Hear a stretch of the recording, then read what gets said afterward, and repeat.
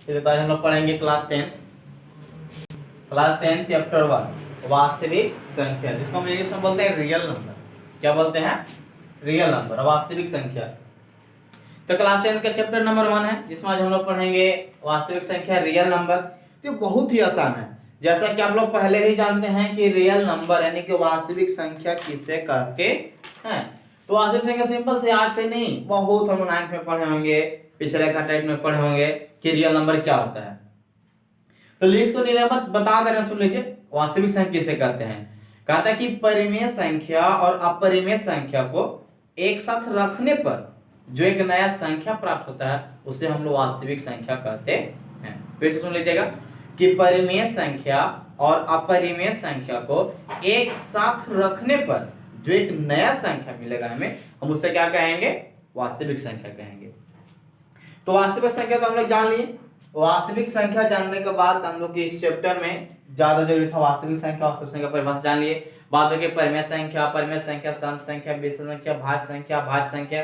ये आप लोग लिख लीजिएगा, याद कर लीजिएगा, क्योंकि आप 10th में चल गए हैं और छोटा छोटा परिभाषा आपको लिख के हम बताएं अच्छा नहीं लगेगा। तो अब हम लोग जानेंगे इसमें वास्तविक संख्या के बाद इसका परिमेय 1.1। परिमेय कितना जानेंगे? 1.1। परिमेय 1.1। इस परिमेय को हम लोग या परिमेय 1.1 बोले, चाहे इस परिमेय को हम लोग बोल सकते हैं इक्वलिट विभाजन प्रेमिका। क्या कहता है? इसी को, परिमेय दूसरा नहीं है, इसी को हम लोग बोलते हैं कि इक्वलिट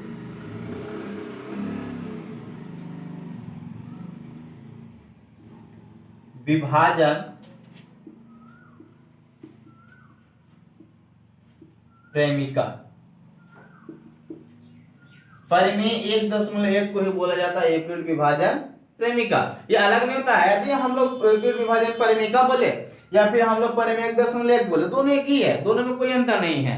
दोनों में सब किसी एक को ही बोल सकते हैं, इक्वलिट विभाजन प्रेमिका बोलिए या फिर परिमेय 1.1 बोलिए, दोनों एक ही है। तो इक्वलिट विभाजन प्रेमिका क्या कहता है?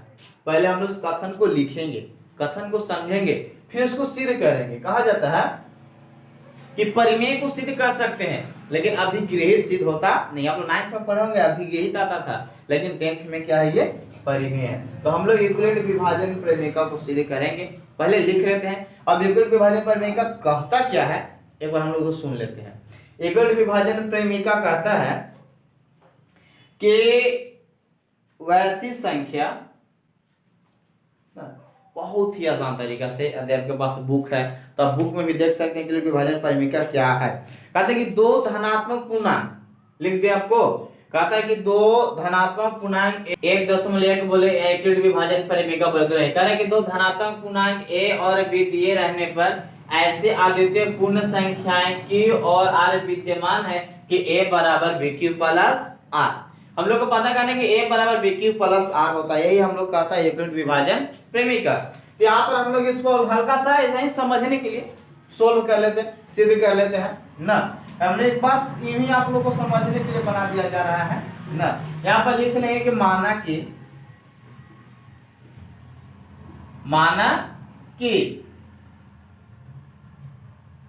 एक कोई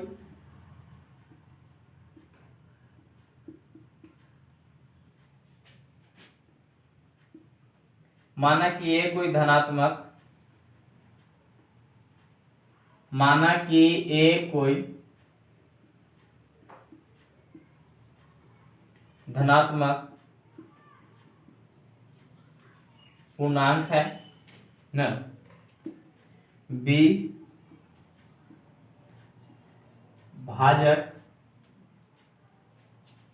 विभाजक क्यू भागफल और r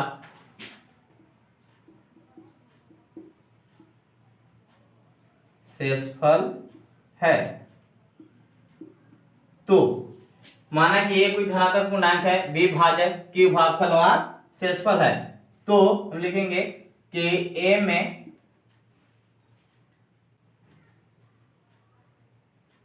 में b से भाग देने पर, देखिए यहाँ पे कि ए में बी से भाग देने पर, ए में, ए यहाँ पे हम लिख दिए कि ए में किससे भाग देना है, तो बी से भाग देना है। तो हम लोग ए में बी से भाग देंगे तो कोई संख्या तो है नहीं, तो मान लीजिए भागफल क्या आएगा, क्यू आएगा।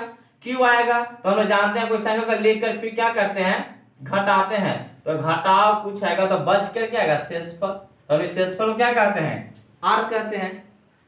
यानी कि ए में बी से भाग देंगे तो भागफल क्या आएगा, क्यू आएगा, शेषफल क्या आएगा, आर आएगा। और तो हम लोग इसे कह सकते हैं कि इसे ये जो बना इससे स्पष्ट लिख सकते हैं हम लोग, इससे स्पष्ट है कि ए बराबर बी क्यू प्लस आर। यही हम लोग को पता करना था कि ए बराबर बी क्यू प्लस आर। ये भाग देकर हम निकाल दिए, बस समझने के लिए छोटा सा रूप में सिद्ध किए, और अच्छी ज्यादा बड़ा कोई चीज नहीं है, आसानी से उसको सिद्ध किया है कि ए बराबर बी क्यू प्लस आर। अब ए बराबर बी क्यू प्लस आर को ही परिमेय 1.1 या एकल विभाजन परिमेय कहा जाता है। अब यहाँ पर हम बता दें कि ए बी और आर क्या है, थोड़ा सा समझ लीजिए। यहाँ पर आपके लिए बस वो सिद्ध हो चुका है ना। हम जानते हैं कि ए बराबर होता है बी क्यू प्लस आर, क्या, एकल विभाजन प्रमेय का। तो आप लोग पहले से जानते होंगे कि भाज्य बराबर भाजक गुना भागफल प्लस शेषफल, ये होता है। ये आप लोग ऑलरेडी पहले से जानते होंगे कि भाज्य बराबर भाजक गुना भागफल प्लस शेषफल होता है। वही ना है, ए क्या है, भाज्य है, बी क्या है, भाजक है, क्यू क्या है, भागफल है, और आर क्या है, तो शेषफल है।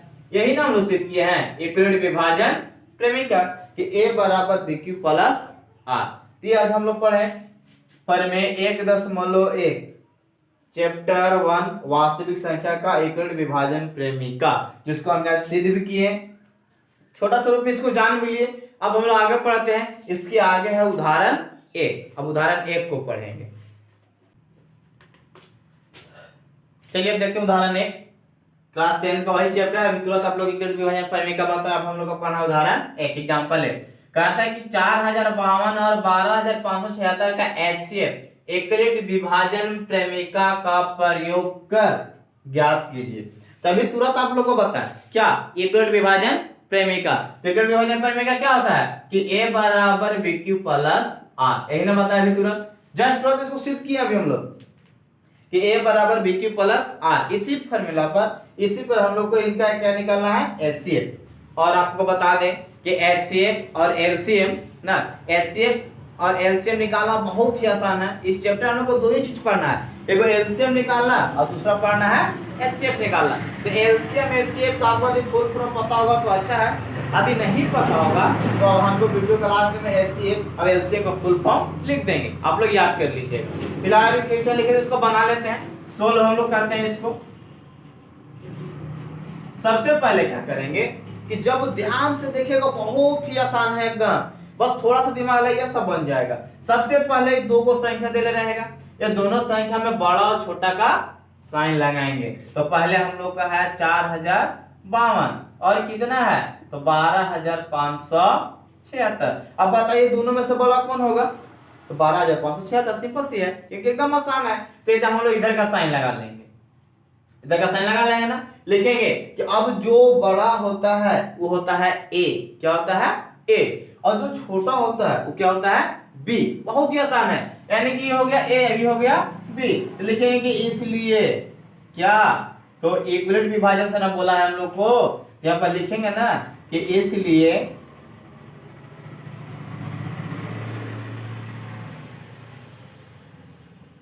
थोड़ा सा यूं लिखने में दिक्कत हो जाता है, इसलिए एकलिट विभाजन प्रमेयिका से, या फिर आप लिख सकते हैं कि एकल विभाजन एल्गोरिथम से, या लिख सकते हैं एकल विभाजन सूत्र से, कुछ भी नहीं है। तो एकल विभाजन प्रमेयिका क्या होता है ए बराबर बी क्यू प्लस आर, या हम लोग इसको लिख सकते हैं कि ए बराबर बी गुने क्यू प्लस आर, दोनों एक ही है। तभी आपको तुरंत बताएंगे बड़ा छोटा का जो हम लोग साइन लगाते हैं ओकरा में से बड़ा वाला को क्या कहते हैं, ए बोलते हैं। क्या बोलते हैं, ए। और छोटा वाला क्या बोलते हैं, बी बोलते हैं। तो ए हो गया, यानी कि ए हो गया हम लोग के पास 12,576 बराबर बी कितना हो गया, तो 4,052। देखिए अब बताइए आप लोग कि ये हो गया ए, ये हो गया बी, तो हम लोग को क्यू और आर अपने से लिखना है। हम लोग इसको तब तक कैसे लिखेंगे जब तक कि आर बराबर कितना आ जाए, 0। तो अब करना क्या है, देखिए बराबर ना है, तो 4,052 में गुना ऐसी संख्या से करेंगे कि हम लोग को 12,576 आ जाना चाहिए। यदि नहीं आता है, ज्यादा आ जाता है, तो कम से गुना करेंगे और जो बचेगा उसको क्या कर देंगे, जोड़ देंगे। तो चलिए आपको बताते हैं कि जैसे देखिए 4,052 है, रफ करने के लिए कि 4,052 में यदि हम लोग 3 से गुना कर देते हैं तो हो जाएगा 3 दूना 6, 3 5 5 के 15 के 5 1 4 तिया 12, 12,156। लेकिन यदि हम लोग 4 से गुना करते हैं तो यहीं पे शुरू में 4 चौका 16 ज्यादा हो जाता, इसलिए नहीं किए थे, 3 से गुना किए तो 12,156 है। लेकिन हमको लाना कितना था, 12,576। तो हमने देख लिए कि 3 से गुना किया तो 12,156 आया।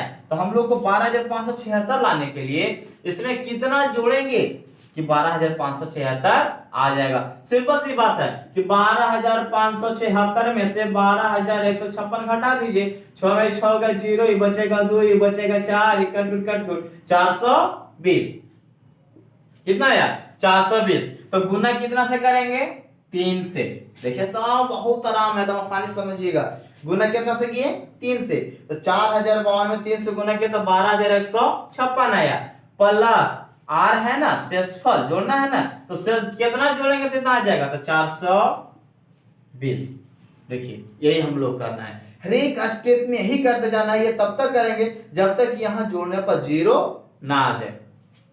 यहाँ देखिए 4,052 में 3 से गुना किया तो 12,156 आया, 12,156 में 420 जोड़ेंगे तो पूरा दोनों बराबर है ना, तो दोनों तरफ बराबर आना चाहिए ना, ये बराबर आ गया।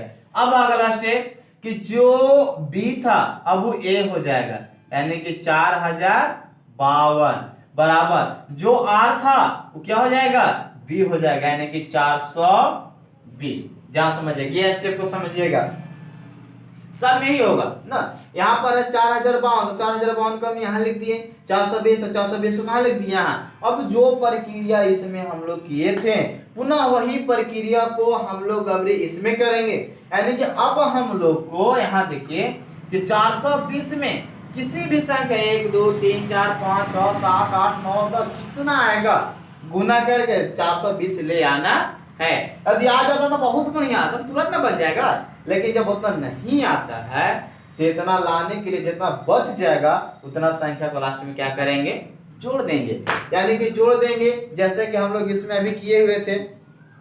तो अब अगला प्रक्रिया है, मान लीजिए हम लोग के 420 है, यदि हम 10 से गुना कर देते हैं तो 42 हो जाएगा। तो एक कम 9 से गुना करते हैं, इधर रफ कर देखिए, तो 420 गुना 9 करते हैं तो 9 का पड़ा 0 पर 0, और 9 दूना 18 के 8, और 9 चौके 36, से कितना हो जाएगा, 37, यानी कि 3,780। यदि हम 10 से गुना करते हैं तो 0 बच जाएगा तो 42,000 हो जाएगा, चाहते हो जाएगा। ये 4,052 है ना, तो कम से 9 से गुना किए।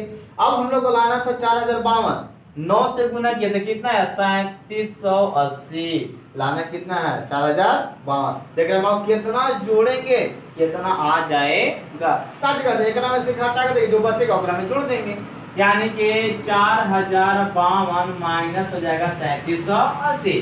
देखा तो 2 बचेगा, खांसी लेंगे हो जाएगा 15, 15 में 60 गया 7, यहाँ 10 था तो 9 में से 7 गया 2, इकट्ठ गुना यानी कि 272।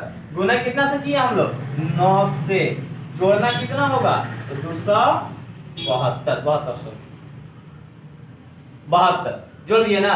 अब ये लाइन खत्म हो गया। अब पुनः वही प्रक्रिया कि अब 420 के यहाँ लिखेंगे बराबर 272 72 को यहाँ लिखेंगे और फिर वही प्रक्रिया करेंगे जो हम लोग पहले से करते आए हैं। यानी सिंपल है, बहुत ही आसान विधि से। यानी कि देखिए आप लोग 272 में हम लोग कितना से गुना करेंगे कि 420 आ जाएगा। आप खुद दिमाग लगाइए, एकदम आसान। यहाँ पर 272 है, कितना से गुना करेंगे कि 420 आ जाएगा। अरे नहीं आएगा, कम आएगा, और जो बचेगा लास्ट में क्या करेंगे, जोड़ देंगे और जोड़ के इतना ले आएंगे। तो एकदम आसान विधि से बताइए 272 में कितना से, तो सिंपल है। यदि हमने 2 से गुना करते हैं तो 2 दूना 4, जाते हो जाएगा 420 से। तो हमने कितना से गुना करेंगे, 1 से, क्योंकि 2 से गुना करने पर क्या हो जा रहा है, ज्यादा जा रहा है। तो अब बताइए कि 272 में यदि 1 से गुना करते हैं तो 272 ना आएगा, तो बाकी बचा से हम लोग को क्या करना पड़ेगा, जोड़ना पड़ेगा जी। तो जोड़ना कैसे पड़ेगा, तो 420 में से 272 घटा कर देखेंगे ना कितना बचेगा, तो 420 और 272 यहाँ से घटाएंगे, 10 में से 2 गया 8, यहाँ बचे 1, 11, 7 में से 4 और यहाँ से 1, 148। कितना बचेगा, 148। अब क्या करेंगे कि 272 को यहाँ लिखेंगे बराबर, अब 148 को यहाँ लिखेंगे गुना, और 272 लामिला है, 148 यदि 2 से भी गुना करते हैं तो दोगुना आ जाएगा, ज्यादा आ जाएगा। तो फिर हम लोग कितना से गुना करना पड़ेगा, 1 से। कितना से, 1 से, प्लस 1 से गुना कितना ही आएगा, लाना 272 ना है, तो 148 में 272 लाने के लिए कितना जोड़ना पड़ेगा। तो सिंपल सी बात है कि वही प्रक्रिया जो अभी आप लोग इधर से बताते गए, घटा कर देख लीजिए कितना बचता है। तो 272 माइनस 148, तो 12 में 60 गया 4, ये बचेगा 2, 1, 124। ये प्लस कितना करेंगे, 124। अब यहाँ देखिए कि 148 यहाँ आएगा ना, बराबर 124 कहाँ आएगा, यहाँ। 148 लाने के लिए हम लोग 124 में कितना से गुना करेंगे कि 148 आ जाएगा, और नहीं तो वही पर के जो बच्चे से हम लोग क्या करेंगे, जोड़ देंगे। क्या कर देंगे, जोड़ देंगे। तो आप लोग बताइए क्या कितना से गुना करेंगे, तो 1 से, क्योंकि 2 से गुना करें तो ज्यादा ना जाएगा, हमने 1 से गुना करते हैं ना, 2 से गुना करने पर ज्यादा हो जाएगा, तो 1 से गुना करेंगे। तो 124 में 1 से गुना करते 124 ना आएगा, हमें बताना कितना, 148। तो जोड़ना कितना पड़ेगा, तो 148 में से 124 हटा दीजिए, 124, 4 बचेगा, 2 यानी कि 24, तो प्लस कितना करेंगे, 24। अब 124 पे यहाँ लिखिए बराबर 24 पे यहाँ लिखिए, अब गुना। अब बताइए कि 124 लाने के लिए हम लोग 24 में कितना से गुना करेंगे कि 124 आएगा। यदि नहीं आता है तो उससे कम आएगा, कम आएगा तो जोड़ के उतना ले आएंगे। तो सिंपल सी बात है, यदि हम लोग 124 में 24 को 5 से गुना कर देते हैं, कितना से गुना कर देते हैं, 5 से। तो देख लीजिए 24 गुना 5, 5 के 20 के 0 और 5 गुना 10 और 10 तो 2 12, कितना आ गया 120। अगर 124 आना था तो 120 आइए गया, तो प्लस अब हमने 4 कर देते हैं, तो 120 और 4 कितना हो जाएगा 124। अब ये 24 को यहाँ लिखिए और ये 4 को यहाँ लिखिए। अब बताइए 4 में कितना से गुना करेंगे कि 24 आ जाएगा, 4 में कितना से गुना करेंगे कि 24 आ जाएगा। तो हम जानते हैं कि 6 से, तो 6 चौके 24। अब तो शेषफल नहीं जोड़ना है कुछ, अब हम प्लस क्या कर देंगे 0। तो बस यही है, यदि जैसे ही शेषफल का मान 0 आता है वैसे इसका एचसीएफ निकल जाएगा। एकदम आसान है, बस स्टेप बाय स्टेप। एक लाइन छोड़ दीजिए हो गया, अगली लाइन को छोड़ दीजिए, फिर लाइन पारा पारी छोड़ दीजिए, और शेषफल जैसे ही जोड़ने में हम लोग को 0 बचेगा, हम लोग को ये सवाल बन गया, यानी कि फिनिश।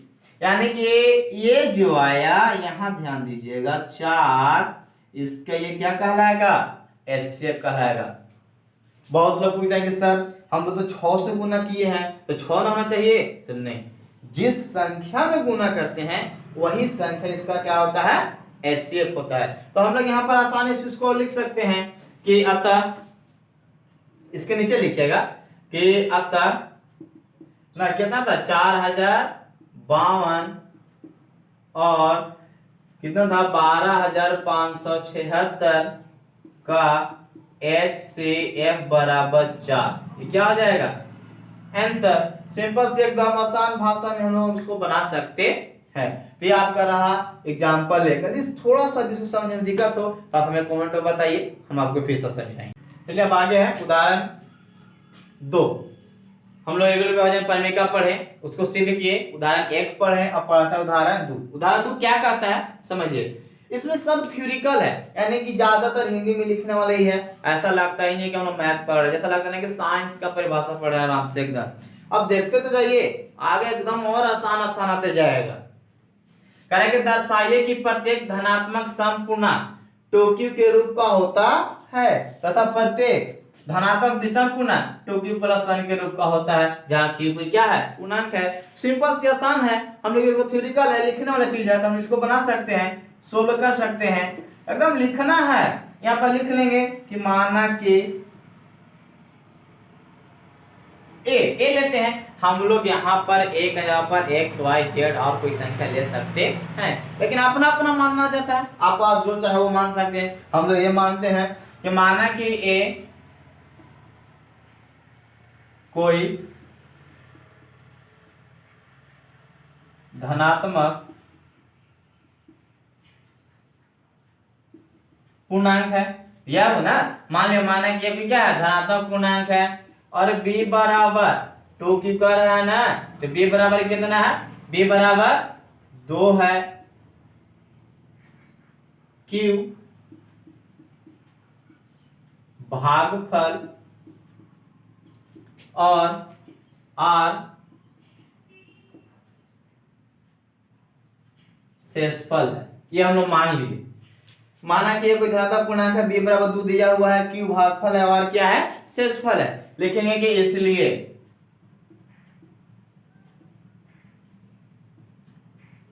यूक्लिड विभाजन प्रमेय से, इसलिए यूक्लिड विभाजन प्रमेय से क्या है कि a बराबर बी क्यू प्लस आर, यही ना पढ़े अभी हम लोग, तुरंत पढ़े हैं यूक्लिड विभाजन प्रमेय का कि a बराबर बी क्यू प्लस आर। तो a बराबर बी क्यू प्लस आर, तो हम लिख सकते हैं कि a बराबर b के जगह पर कितना है 2, तो हम यहाँ पर ऐसे लिख सकते हैं कि 2q प्लस आर, लिख सकते हैं ना कि 2q प्लस आर। अब हम लोग लिखेंगे कि 2 से a में ना, अब हम लोग क्या करेंगे, भाग देंगे, यानी कि a से 2 में भाग देने पर लिखेंगे कि a से ना, सिंपल से देखिएगा एकदम बहुत ही आसान है। बहुत आपको लगेगा ना कितना आसान, तो हम लोग कुछ चीज को पढ़े ही नहीं है ना। लिखेंगे कि a में क्या चीज में, कि a में 2 से भाग देने पर, a में 2 से भाग देने पर संभावित शेषफल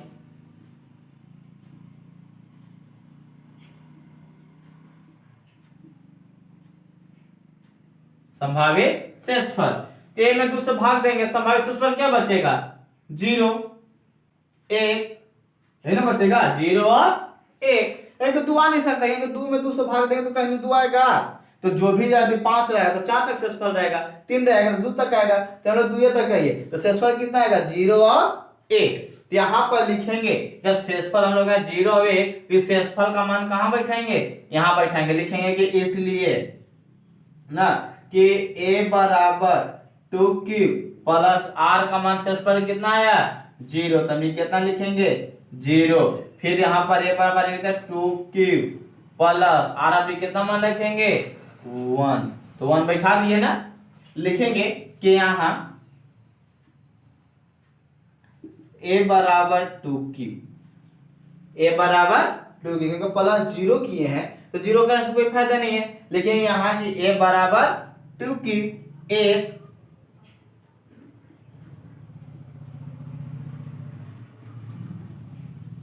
समपूर्णांक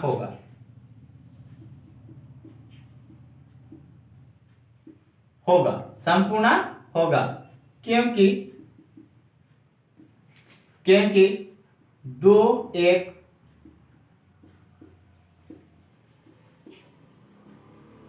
सम संख्या है। सबका अपना अपना बनाने का ट्रिक है, मेरा अपना ट्रिक है। लिखेंगे तथा ये तो 2 की क्या हो गया, समपूर्णांक हो गया। बच क्या गया कि a बराबर 2 की प्लस 1 लिखेंगे कि a बराबर 2 की प्लस 1 कि यह एक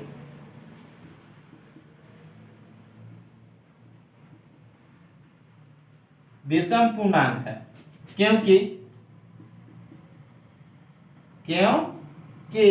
इसका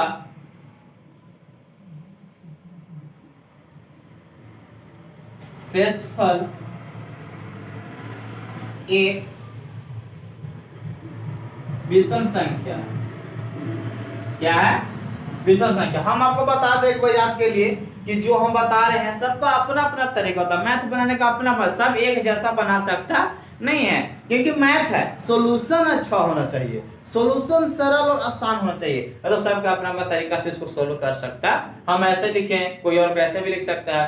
तो यहाँ पर हमने लिख चुके हैं कि हम लोग को बताना था कि 2 समपूर्णांक है और 2 की प्लस 1 क्या है, विषम पूर्णांक है। तो हम ये लिख ले कि a में 2 से भागने पे हम तो मान बैठा दिए, यहाँ a बराबर 2 की एक समपूर्णांक है, इसका 2 क्योंकि 2 एक क्या है, सम संख्या है। अब यहाँ बच गया a बराबर 2 की प्लस 1 क्या एक विषम पूर्णांक है, क्योंकि इसका शेषफल क्या है, एक विषम संख्या है। तो हम लिख सकते हैं कि अतः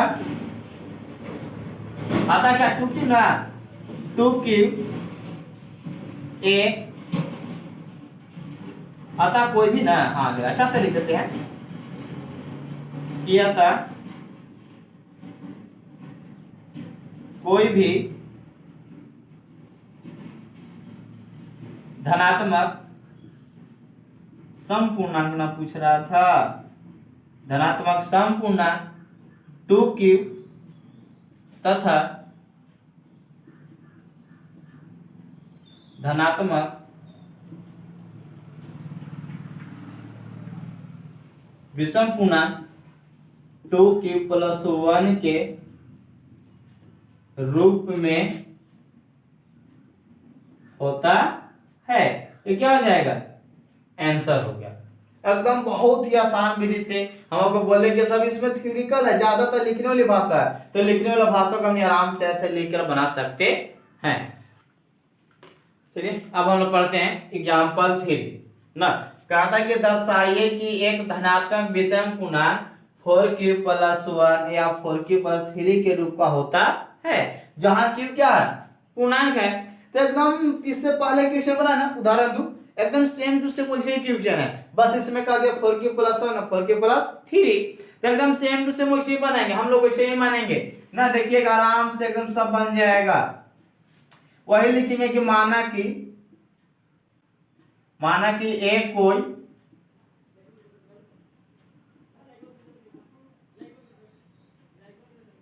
एक कोई धनात्मक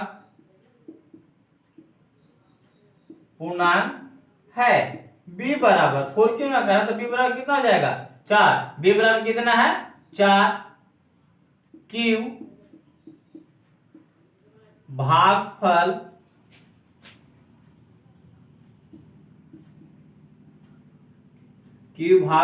और r शेषफल है। सिंपल वही मान लिए कि माना कि ये कोई धनात्मक पूर्णांक है, b बराबर 4 q भागफल और क्या है, शेषफल है। इसलिए विभाजन परिमेय से, इसलिए इक्वलेट विभाजन प्रमेयिका से क्या होता है कि a बराबर bq प्लस r, या हम लिख सकते हैं कि a बराबर b का कितना है 4, यानी कि 4q प्लस r। अब वही लिखेंगे हम लोग, क्या वही चीज को लिखेंगे कि a में 4 से भाग देने पर सिंपल सी भाषा में हम लिख सकते हैं कि यहाँ पर कि a में 4 से भाग देने पर संभावित शेषफल, एक अनुमान लगा रहे हैं कि ही इसका शेषफल बचेगा, संभावित शेषफल। तो 4 ना है, तो 4 में कितना है शेषफल आएगा 0 1 2 3, यानी कि लास्ट में क्योंकि 4 है तो 4 में तो 4 शेषफल आएगा नहीं, 3 तक आएगा। अब इन सब शेषफल का मान बारी बारी से यहाँ के जगह पर क्या करेंगे, रख देंगे। लिखेंगे कि इसलिए क्या कि a बराबर 4 प्लस 0 शेषफल तो 0, यहाँ से कि 4 प्लस 1 4 प्लस 2, अब क्या हो जाएगा कि 4 प्लस 3। मानक बिना शेषफल निकालने से 0 1 2 3 सबका मानक ये लिखेंगे कि यहाँ कहाँ हम लोग से पूछा धनात्मक सम 4 के 4 a बराबर लिख देते हैं ना कि a बराबर 4 या 4 प्लस 2 कि 4 प्लस 2 क्या होगा कि यह एक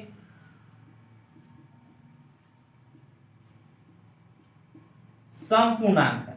क्या है, समपूर्णांक है, क्योंकि यह 2 से विभाज्य है, इसलिए क्या होगा समपूर्णांक होगा। लिखेंगे कि तथा a बराबर क्या बच क्या गया, यहां से देखिए कि 4 प्लस 1 और क्या बच गया तो 4 प्लस 3। लिखेंगे कि यह एक